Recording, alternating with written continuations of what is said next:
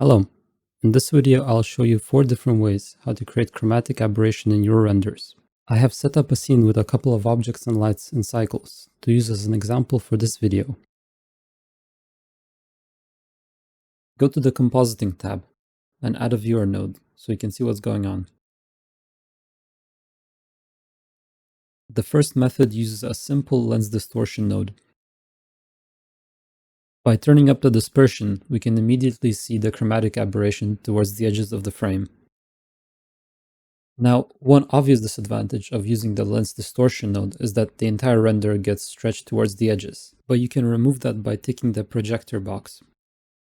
This is a quick and easy way to give your entire image very subtle chromatic aberration. The second method is a bit more complicated and it requires you individually moving RGB channels. Start with adding separate color and combined color nodes. Now add 3 translate nodes and plug in the color outputs through them and back into the combine color node. The alpha value can be plugged in directly from separate to combine. By adjusting the X or Y values on the translate nodes, we get even chromatic aberration across the entire image. The third method will allow you to add chromatic aberration to only transparent surfaces like glass. For this, you will need to enable the transparent color render pass in the view layer panel. I will create a new material for the center monkey and turn up the transmission and turn down the roughness.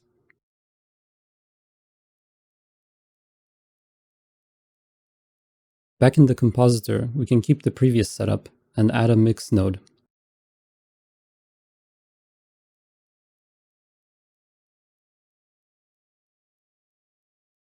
Plug in the original image and the translated image into the color inputs. Now plug in the transmission color pass into the factor. You can see how only the glass monkey has chromatic aberration, and by adjusting the X and Y values on the translate nodes, you can increase the intensity. The last method will allow you to isolate chromatic aberration and apply it to a single object.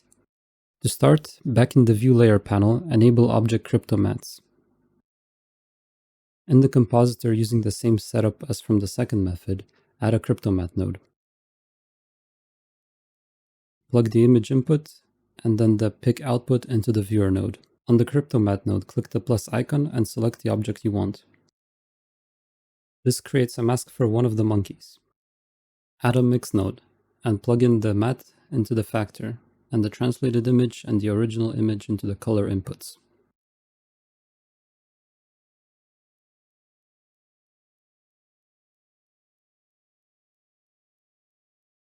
The input order here matters. Now we have chromatic aberration on one of the monkeys, but it gets clipped off by the mask. To fix this, add a translate node and a value node. Then plug in the value node into the X offset of the translate node of a color channel of your choice, and the X offset of the translate node after the Cryptomat. This allows you to move the color offset and the mask offset at the same time. Since we want to keep the original mask and the offset mask together, let's add another mix node and plug in the offset mask and the original mask into the colors. Then set the blending mode to add. Now by adjusting the value node, you can control the chromatic aberration on a single object. Hopefully you learned something new, and thanks for watching.